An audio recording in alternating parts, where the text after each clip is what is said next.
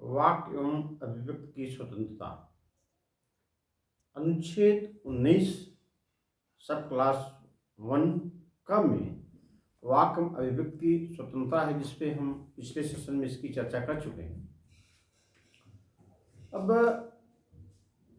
इसमें कौन कौन स्वतंत्रता है, कौन कौन स्वतंत्र नहीं हो सकती है, वाक एवं अभिव्यक्ति कौन कौन इस पे प्रतिबंधित कौन कौन किया जा सकता है, इसकी डिटेल चर्चा हम कर चुके हैं। अब लेकिन यह वाक एवं अभिव्यक्ति की स्वतंत्रता केवल भारतीय नागरिकों को ही प्राप्त है, विदेशी नागरिकों को प्राप्त नहीं है। नंबर 1। अब नागरिक, इस पे भी हम चर्चा कर चुके हैं कि नागरिक से संबंध केवल वास्तविक व्यक्ति से है, यानी भौतिक व्यक्ति से है, जबकि ये जो विधिक पुरुष हैं, जैसे निगम हुआ, कंपनी हुआ, ये सब जो है ये भी इनके खिलाफ मुकदमा किया जा सकता है, ये मुकदमा कर सकते हैं, ये विधिक पुरुष हैं, लेकिन यह इनको नागरिकता प्राप्त नहीं है। यानी मूर्तियों को, कंपनियों को और निगम को, सोसाइटी को, इन लोगों को 19 सब क्लास 1 का प्राप्त नहीं है। केवल विधिक पुरुष को, वास्तविक पुरुष जो जीता जागता आदमी है, मनुष्य है, उसको ही प्राप्त है, वो भी विदेशी नहीं, केवल भारत के जो नागरिक हैं उनको। इसमें जो है अब एक प्रश्न उठता है, क्या प्रेस जो है भौतिक पुरुष तो नहीं है? तो क्या प्रेस की स्वतंत्रता जो है, प्रेस को भी वाक एवं अभिव्यक्ति स्वतंत्रता प्राप्त है कि नहीं? देखिए, वाक एवं अभिव्यक्ति स्वतंत्रता दो शब्द है। वाक मतलब जो वाणी से बोली जाए, वाक की अभिव्यक्ति यानी वाक जो है, जो वाणी से, जो जबान से बोली जाती है, उसको वाक कहते हैं। और अभिव्यक्ति जिसे अपने शरीर से, हाव भाव से, चलचित्र से, इस ढंग से जो अभिव्यक्ति की जाती है, वो अभिव्यक्ति है। अब इसमें प्रेस की स्वतंत्रता में, यद्यपि प्रेस जो है ये वास्तविक नागरिक नहीं है, ये मतलब वास्तविक पुरुष नहीं है, वास्तविक व्यक्ति नहीं है, भौतिक व्यक्ति नहीं है, फिर भी इसको वाक एवं अभिव्यक्ति की स्वतंत्रता प्राप्त है। यद्यपि संविधान में यह कहीं नहीं लिखा है कि प्रेस को भी वाक एवं अभिव्यक्ति की स्वतंत्रता प्राप्त है, ये कहीं नहीं लिखा है। परंतु संविधान सभा में अम्बेडकर साहब ने कहा था, और माननीय उच्चतम न्यायालय ने भी कई जजमेंट में, कई निर्णय में, जैसे ब्रिजभूषण बनाम दिल्ली राज्य के मामले में AI 1950 में सुप्रीम कोर्ट ने कहा, सबसे पहले कहा था कि वाक एवं अभिव्यक्ति की स्वतंत्रता जो है प्रेस को भी उपलब्ध है, क्योंकि प्रेस जो है, प्रेस की स्वतंत्रता जो है किसी व्यक्ति की बात को कहती है। जो व्यक्ति, जो भौतिक व्यक्ति, ये वास्तविक व्यक्ति जो कोई बात बोले रहता है, जो कोई बात कहता है, उसकी बात न्यूज़पेपर में यानी समाचार पत्र में छप जाती है, और वह अभिव्यक्ति उससे हुई कि किसी नागरिक की, किसी व्यक्ति की ही बात उसमें छपती है इसमें, तो उसको भी इसी के अनुच्छेद 19 सब क्लास 1 का के अंतर्गत वाक एवं अभिव्यक्ति की स्वतंत्रता भी प्रेस को प्राप्त है।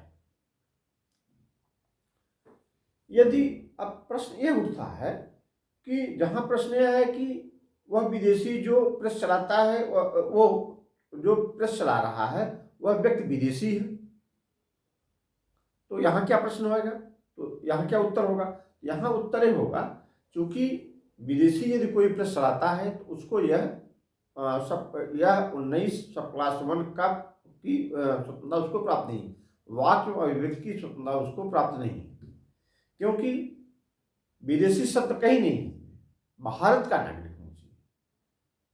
भारत के नागरिक को स्वतंत्रता प्राप्त है, मौलिक अधिकार, fundamental right of the citizen of India. ये जो फंडामेंटल राइट है, जो मौलिक अधिकार है, केवल भारत के नागरिकों को ही होता है, क्योंकि विदेशी भले प्रेस चलाता है, प्रेस को वाक एवं अभिव्यक्ति की स्वतंत्रता है, लेकिन वह जो प्रेस चलाने वाला व्यक्ति है वह विदेशी है, तो उसको यह स्वतंत्रता प्राप्त नहीं है। अब उस स्वतंत्रता जो 19 सब क्लास 1 का है, वाक एवं अभिव्यक्ति की स्वतंत्रता है, यह जो है इसमें समाचार पत्र में, प्रेस में, क्योंकि जो समाचार पत्र प्रेस किसी की वाणी को, किसी की बात को बोलती है, किसी को वाणी को प्रकाशित करती है, तो वो वाक अभिव्यक्ति हो गई। लेकिन उसमें तमाम विज्ञापन भी होते हैं, तमाम उससे पैसा भी कमाती है प्रेस। तो ये अनुच्छेद 19 सब क्लास 1 6 के अंतर्गत वृत्ति एवं उपजीविका कारोबार भी अपना करती है, उससे भी पैसा कमाती है प्रेस। तो इसमें जो है सरकार जो है इस पे जो है टैक्स कर भी लगाता है प्रेस के ऊपर, तो इनसे कर भी वसूल करता है, क्योंकि सुविधाएं भी सरकार देता है। यानी न्यूज़पेपर जो है इनमें कितने पेज के होंगे, और इनको जो पेपर उपलब्ध कराती है वो सब्सिडी में कराती है, कम पैसे में कराती है, इनको तमाम सुविधाएं भी देती है, तो इससे कर भी वसूलती है।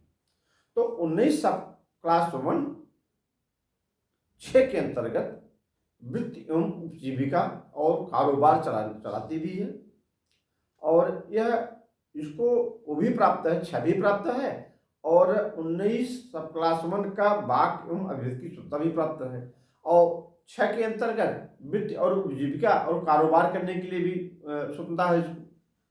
तो दोनों स्वतंत्रताएं जो है ये उपयोग करती है। अब प्रश्न उठता है प्रदर्शन व हड़ताल की स्वतंत्रता। तो जो हम प्रदर्शित करते हैं, जो हम वाक एवं अभिव्यक्ति की स्वतंत्रता हमारी है, तो वाणी से बोलते हैं, वाणी वाली हो गई, वाक्य हो गई हमारा, और जो अभिव्यक्ति करते हैं, जिसे प्रदर्शन करते हैं, हाव भाव अपने शरीर से करते हैं, तो ये जो है प्रदर्शन हो गया। तो प्रदर्शन व हड़ताल जो है यह क्या इसकी स्वतंत्रता है भारतीय संविधान में? इसका उत्तर यह है कि प्रदर्शन की जो स्वतंत्रता है, क्योंकि प्रदर्शन अभिव्यक्ति पे आ जाता है, अनुच्छेद 19 सब क्लास 1 का में अभिव्यक्ति आ जाता है, यानी प्रदर्शन आ जाता है। हम अपना प्रदर्शन किस ढंग से करेंगे, प्रदर्शन तो आ जाता है, लेकिन हड़ताल कहीं शब्द नहीं लिखा है। तो हड़ताल जो है, यदि प्रदर्शन भी शांतिपूर्वक है तो ठीक ठाक है, शांतिपूर्वक है, किसी प्रदर्शन जो कर रहा है व्यक्ति वो शांतिपूर्ण ढंग से कर रहा है, बिना हथियार लिए कर रहा है, और उससे किसी को खतरा नहीं है, अव्यवस्था कोई नहीं है, तो शांतिपूर्वक अपना प्रदर्शन कर सकता है, वो स्वतंत्रता है 19 सब क्लास 1 का के अंतर्गत। लेकिन वही प्रदर्शन यदि उग्र हो जाता है, प्रबल हो जाता है, उससे अशांति उत्पन्न हो जाती है, शोरगुल उत्पन्न हो जाता है, और अथवा हिंसात्मक हो जाता है वह उसका प्रदर्शन, तो उसे 19 सब क्लास 2 में उसको निबंधित किया जा सकता है, उस पर रोक लगाई जा सकती है, उस पर प्रतिबंध लगाया जा सकता है उतनी सीमा तक जितना उस पर जो है वो हिंसात्मक हुआ है, वो अपने पद से अलग भटक गया है। यानी जब प्रदर्शन कर रहा है, शांतिपूर्वक कर रहा है तो ठीक है, लेकिन जब उससे हिंसात्मक हो जाता है तो समझ लीजिए वो अपने पथ से, अपने रास्ते से भटक गया है, तो फिर उस पर जो है रोक लगा दी सकती है, उस पर प्रतिबंध लगा दी जाती है 19 सब क्लास 2 के अंतर्गत। अब और हड़ताल तक, जहां तक संबंध हड़ताल का है, तो हड़ताल तो संविधान में कहीं भी नहीं है कि हड़ताल मौलिक अधिकार है, मौलिक अधिकार में आता है। ये 19 सब क्लास जितने हैं कहीं भी नहीं, और माननीय उच्चतम न्यायालय ने इस पे जो है इसको अवैध भी घोषित किया है, हड़ताल अवैध है, क्योंकि हड़ताल का संविधान संरक्षण नहीं करती है, यह मूल अधिकार नहीं है। धरना देना, अशांति उत्पन्न करना संविधान द्वारा कहीं भी प्रतिरक्षित, अनुरक्षित, एक्सेप्टेड नहीं है, स्वीकार नहीं है। तो इस पे जो है धरना देना, हड़ताल करना, अशांति उत्पन्न करना, हिंसा करना, हिंसात्मक हो जाए सभा, तो ये कहीं भी ये संविधान में इसको संविधान द्वारा अनुरक्षण नहीं दिया गया, संविधान द्वारा संरक्षित नहीं किया गया है।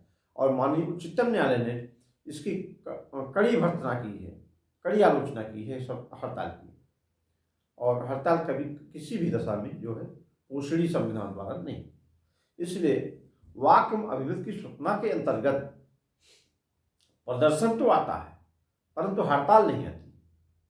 कहीं भी प्रश्न यह उठे कि हड़ताल क्या भारत के नागरिक का मौलिक अधिकार है, संवैधानिक अधिकार है? ना, कतई नहीं। हड़ताल संवैधानिक अधिकार नहीं, मौलिक अधिकार नहीं। वाक एवं अभिव्यक्ति की स्वतंत्रता के अंतर्गत हड़ताल नहीं आता है, कतई नहीं आता है। नेक्स्ट प्रश्न यह है कि लाउड स्पीकर, क्या लाउड स्पीकर लगा के हम तेज आवाज में, तेज स्वर में अपना प्रदर्शन कर सकते हैं? नहीं कर सकते। अपनी वाक एवं अभिव्यक्ति की स्वतंत्रता जो हमको दी गई 19+1 का में, क्या उससे जो है संरक्षित है या नहीं? तो जहां तक प्रश्न यह है, लाउड स्पीकर जो है इसको किसी आवाज जो है, कोई स्वर है, उसको तेज करने के लिए केवल इतना है माध्यम। एक कहीं भी संविधान में इसको न तो प्रतिबंधित किया गया है और न तो इसको मान्यता दी गई है और न तो इसके अंतर्गत कहीं इसको रखा गया है। यदि लाउड स्पीकर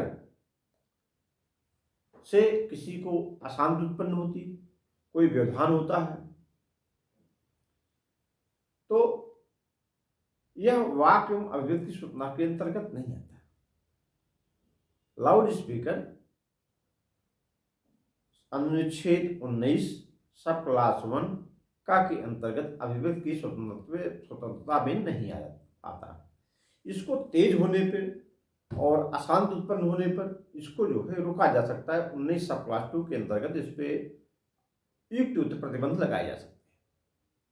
तो लाउड स्पीकर जो ये जो है अभिव्यक्ति की स्वतंत्रता में नहीं आता, लेकिन वाणी अपनी आती है, वाणी से कर सकता है।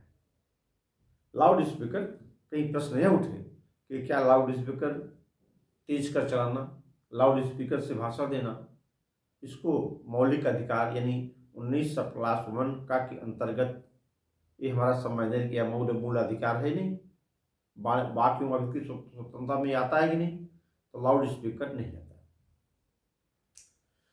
दूरदर्शन फिल्म प्रदर्शन, इसको जो है संविधान के अनुच्छेद 19+1 का के अंतर्गत जो है संरक्षित है। दूरदर्शन या फिल्म के माध्यम से अपना कोई प्रदर्शन करे आदमी, ये मूल अधिकार के अंतर्गत आता है। लेकिन इसमें जो है ऐसा कोई आपत्तिजनक जो प्रतिकूल हो, समाज के जो लोग हित के विरुद्ध हो, तो इस पे जो है अनुच्छेद 19+2 के अंतर्गत इसको प्रतिबंधित किया जा सकता है। यह प्रतिबंध जो है बाद में जोड़ा गया है। तो फिल्म व चलचित्र जो है, दूरदर्शन जो है, ये जो है वाक एवं अभिव्यक्ति की स्वतंत्रता के अंतर्गत आता है, अनुरक्षित है, संरक्षित है। लेकिन इसका दुरुपयोग होने पर 19+2 के अंतर्गत इस पर भी प्रतिबंध लगाया जा सकता है, उतनी हद तक जहां तक जो है वो वायलेट करता है। 19+2 को जहां वायलेट करता है तो वहां जो है इस पर प्रतिबंध लगाया जा सकता है। अब प्रश्न यह है कि वाक्य एवं अभिव्यक्ति की स्वतंत्रता क्या भारत तक ही सीमित है अथवा भारत के बाहर भी? अब वाक्य एवं अभिव्यक्ति की स्वतंत्रता जो है भारत में तो है, कोई दिक्कत नहीं, लेकिन प्रश्न यह है कि वह व्यक्ति जिसको भारत सरकार ने पासपोर्ट दिया है और पासपोर्ट बाहर विदेश जाने के लिए दिया है, विदेश आप जा सकते हैं, तो जो विदेश जाएगा, जब पासपोर्ट उसको दे दिया विदेश जाने के लिए, तो क्या विदेश जाएगा तो बोलेगा नहीं? वहां भी बोलेगा, मुंह है उसके बोलेगा, और वहां भी अपनी बात कहेगा, सुनेगा, लोगों को सुनाएगा। तो वहां भी जो है यानी विदेश में भी वाक एवं अभिव्यक्ति की स्वतंत्रता है, भारत में है, भारत के बाहर भी है। जहां भारत का जहां तक पासपोर्ट जारी करता है भारत सरकार, तो वहां तक है। तो इस पर जो है भारत के बाहर भी है और भारत में भी है। ये मान लीजिए कोई व्यक्ति ऐसा है जो अपनी बात जो है दूरदर्शन के द्वारा कहता है या यूट्यूब माध्यम के कहता है या किसी चैनल के द्वारा कहता है या चिट्ठी भेजता है या पत्र भेजता है या कोई पारिश्रम करता है या टेलीफोन से बात करता है, तो जो है वाक्य एवं अभिव्यक्ति की स्वतंत्रता भारत के अंदर भी है, भारत देश में भी है, और जो भारत का नागरिक है भारत के बाहर गया है तो वहाँ भी है वाक्य एवं अभिव्यक्ति की स्वतंत्रता। क्योंकि पासपोर्ट जो है भारत सरकार ही जारी करती है, अब भारत सरकार का वह नागरिक है, भारत सरकार का नागरिक किसी विदेश में जाता है, वहाँ बोलता है, तो वहाँ भी यही सुरक्षा उसको प्राप्त है जो भारत में है। अब यह है, तो अब तो हो गई यहाँ तक बात वाक्य एवं अभिव्यक्ति की स्वतंत्रता, कहाँ तक हम स्वतंत्र हैं और इस पर प्रतिबंध क्या लगाया जा सकता है। अब कहाँ हम स्वतंत्र, हमारी यहाँ सीमाएं तुमने बता दिया, हम भारत में भी है, भारत के बाहर भी है, वाक्य एवं अभिव्यक्ति की स्वतंत्रता वहाँ भी, यहाँ भी बोल सकते हैं, वहाँ भी बोल सकते हैं, जहाँ तक हमारी सरकार की पहुँच है, जहाँ तक हमारा पासपोर्ट है, जहाँ तक हम जा सकते हैं वहाँ तक हम बोल सकते हैं। या हम अपनी बात अमेरिका में कर सकते चिट्ठी भेज के। तो भारत के बाहर, भारत के भीतर सब जगह है। अब इस पे प्रतिबंध कहाँ है? क्या हम हर चीज बोलने के लिए हैं? हर चीज हम बोल सकते हैं, जो मन में चाहे वो सब बोल सकते हैं, इसके लिए भी स्वतंत्र हैं? नहीं, हम वहीं तक स्वतंत्र हैं, मौलिक फंडामेंटल राइट हमारा हमको वहीं तक अनुरक्षित संरक्षित करता है, सुरक्षा देता है, जहां तक कि दूसरे के मौलिक अधिकार में हनन न हो, दूसरे के मौलिक अधिकारों में खलल न हो, दूसरे के मौलिक अधिकार हमारे वाणी से, हमारी बात से प्रभावित न हो, उनको वो कष्ट न पहुंचे, आप प्रभावित हो जाए मान लीजिए, तो वहाँ वही भय खत्म हो जाती है। हमारी मौलिक अधिकार, हमारे वाक्य एवं अभिव्यक्ति की स्वतंत्रता वहीं तक है, इसका क्षेत्र वहीं तक है जहाँ तक कि दूसरे के मौलिक अधिकार में हनन न हो, दूसरे के मौलिक अधिकार हनन न हो, उसको असुविधा न हो, उसके मौलिक अधिकार को क्षति न पहुंचे, वहीं तक स्वतंत्र है। अब इस पे सस्पेंड कब किया जा सकता है मौलिक अधिकार को, या इस पे प्रतिबंध कब लगाया जा सकता है? तो नंबर 1 जो प्रतिबंध इस पे लगाया जा सकता है, देखिए, राज्य की सुरक्षा, सिक्योरिटी ऑफ द स्टेट।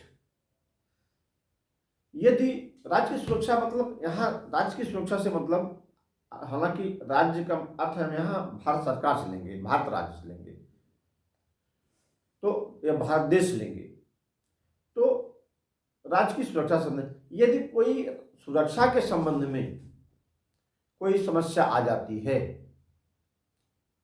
सुरक्षा के संबंध, राज्य की, देश की सुरक्षा के संबंध में कोई खतरा उत्पन्न हो जाता है, तो यह मौलिक अधिकार जो है, वाक्य एवं अभिव्यक्ति की स्वतंत्रता जो है, इसको निलंबित किया जा सकता है, इसको सस्पेंड किया जा सकता है। सस्पेंड कब किया जाएगा?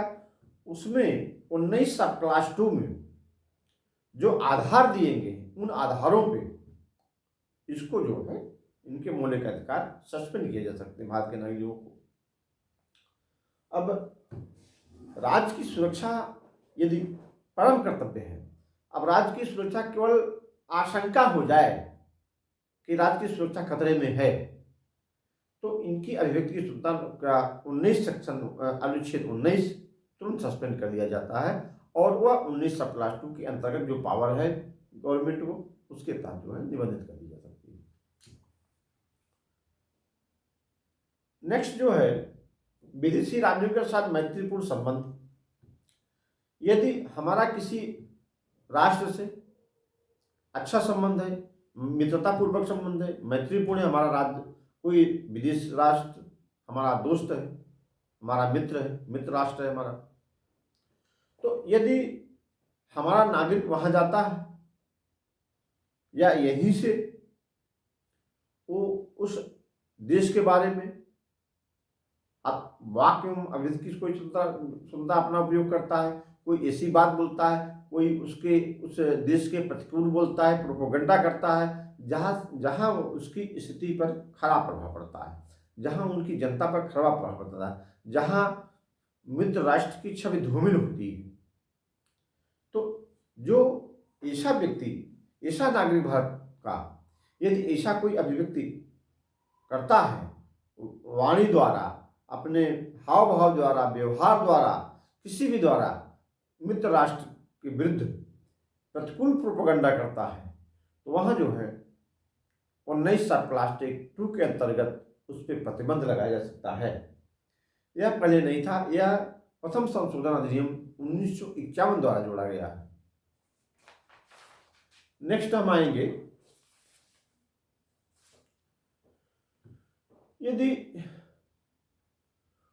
वो उस जो मित्र हमारा राष्ट्र है उसके प्रति कोई आशब्द किया जाता है, उसके प्रतिकूल कोई व्याख्या दी जाती है, कोई बात बोली जाती है वहाँ के देश के बारे में, वहाँ के राष्ट्र के बारे में, वहाँ के जनता के बारे में, वहाँ के अधिकारियों, प्राइम मिनिस्टर, राष्ट्रपति के बारे में कोई ऐसी बात बोली जाती है जो अशोभनीय है, तो ऐसा बोलने पे हमारे मित्र राष्ट्र जो है उससे उसके ऊपर प्रतिकूल, हमारी मित्रता पर प्रतिकूल प्रभाव पड़ता है, और जो प्रतिकूल प्रभाव पड़ता है तो 19(2) के अंतर्गत उनकी वाक अभिव्यक्ति की स्वतंत्रता को हम निलंबित कर सकते हैं, उस पर रोक लगा सकते हैं, उस पर प्रतिबंध लगा सकते हैं।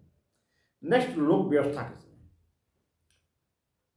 यदि लोक व्यवस्था हमारी जो जनहित व्यवस्था है, जो जनता के हित में जो व्यवस्था की गई है, तो उसमें यह वाक एवं अभिव्यक्ति की स्वतंत्रता द्वारा कोई खलल पैदा होता है, कोई असुविधा होती है, या उत्तेजनात्मक अभिव्यक्ति और स्वतंत्रता कोई ऐसी दी जाती है, कोई ऐसा भाषण दिया जाता है जिससे वहाँ की लोक व्यवस्था बिगड़ जाती है, तो इसमें भी प्रतिबंध लगाया जा सकता है। केवल आशंका उत्पन्न हो जाए कि लोक व्यवस्था बिगड़ने वाली है,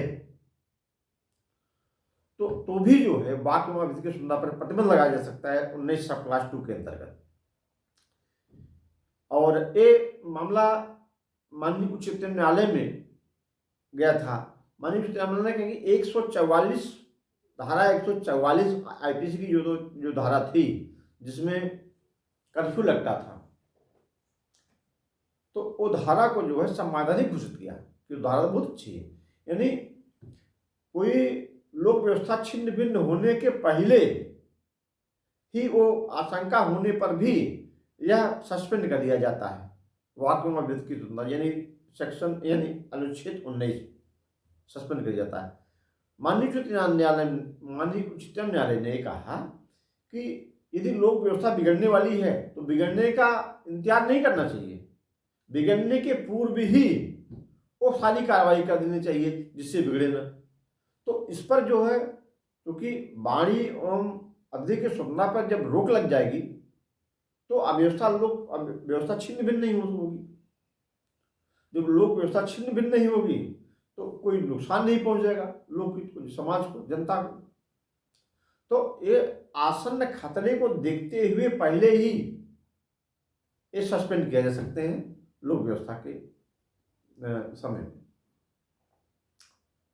अस्पष्ट और वर्तमान खतरे का सिद्धांत।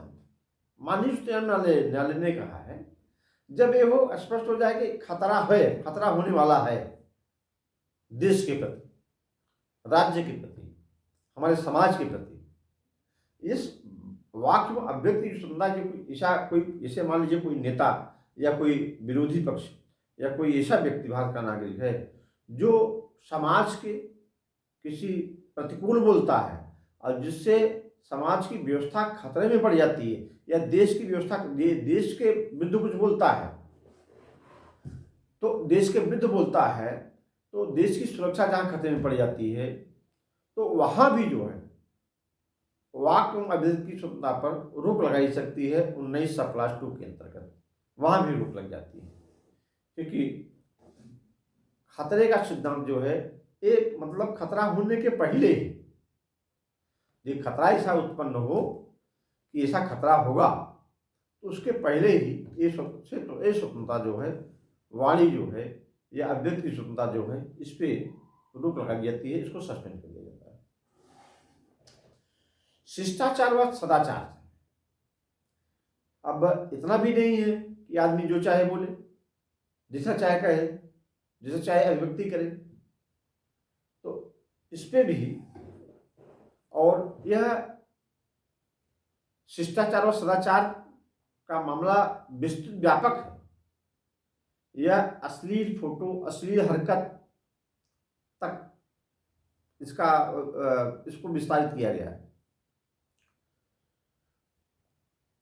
जो यदि पवित्रता और शिष्टाचार जिस वाणी से, जिस अभिव्यक्ति से, जिस वाक्य और अभिव्यक्ति की स्वतंत्रता जो संविधान द्वारा किया गया है, उसके द्वारा कोई व्यक्ति अपने वाणी से, अभिव्यक्ति से शिष्टाचार और सदाचार यदि प्रभावित हो रहा है, अपवित्र हो रहा है, तो जो है 19+2 के अंतर्गत उसको जो है रोक लगाई जा सकती है, उसको प्रतिबंधित किया जा सकता है, उस पर निर्बंध लगाया जा सकता है। यह शिष्टाचार लोकाचार, अश्लील फोटो, अश्लील अंग प्रदर्शन करना और अश्लील बातें कहना, यानी अश्लील शब्द तक भी सीमित किया गया है, जिससे सदाचार पे, जिससे शिष्टाचार पे कोई प्रभाव न पड़े, जिससे समाज में शिष्टाचार बना रहे, सदाचार बना रहे, प्रेम व्यवहार बना रहे, और इस लोक लज्जा को प्रभावित करने वाला कोई भाषण, कोई अभिव्यक्ति 19+1 का के अंतर्गत अनुरक्षित, संरक्षित, सुरक्षित नहीं। इस पर भी 19+2 के अंतर्गत प्रतिबंध लगाया जा सकता है, रोक लगाई जा सकती है। नेक्स्ट, मानहानि।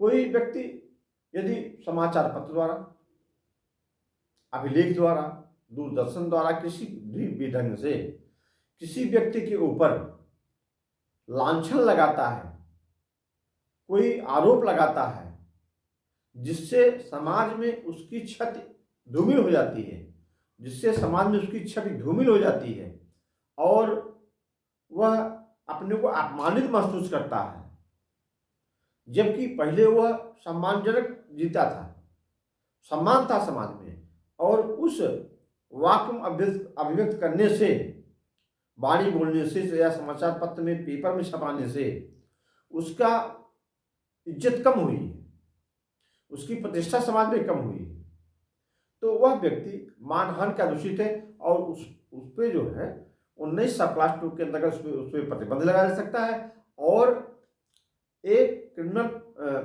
IPC के अंतर्गत, भारतीय दंड संहिता और नई धारा जो है उसके भारतीय नागरिक सुरक्षा संहिता के अंतर्गत उस पर अपराध, तो उस पर भी रोक लगाया जा सकता है। नेक्स्ट जो है अपराध का उद्दीपन। यदि कोई ऐसी वाणी बोला जाता है, कोई व्यक्ति की जाती है, कोई कुछ ऐसा किया जाता है जिससे वो व्यक्ति सुनकर अपराध करने के लिए प्रेरित हो जाता है, उसमें अपराध करने की प्रबल इच्छा हो जाती है, तो इस पर भी जो है 19+2 के अंतर्गत निबंधित इसको किया गया है। पहले ये नहीं था। यह 16वां संविधान संशोधन के द्वारा 1963 में 19+2 में जोड़ा गया है। ये पहले नहीं था, बाद में जोड़ा गया। तो इसको जो है वो भी अपराध है कि इसे अपनी वाणी द्वारा, इसे अपने आचरण द्वारा, ऐसा अभिव्यक्ति द्वारा किसी व्यक्ति में ऐसा उद्यापन कर दे, उद्दीपित कर दे, ऐसा उसको अंदर प्रेरणा हो जाए कि वो अपराध करना बैठे, अपराध करने के लिए प्रेरित हो जाए वो। तो इस पर भी हुआ है 19+2 के अंतर्गत निबंधन लगाया सकता है। अब हम आज का सेशन इतना ही करेंगे। अब नेक्स्ट सेशन कल। धन्यवाद।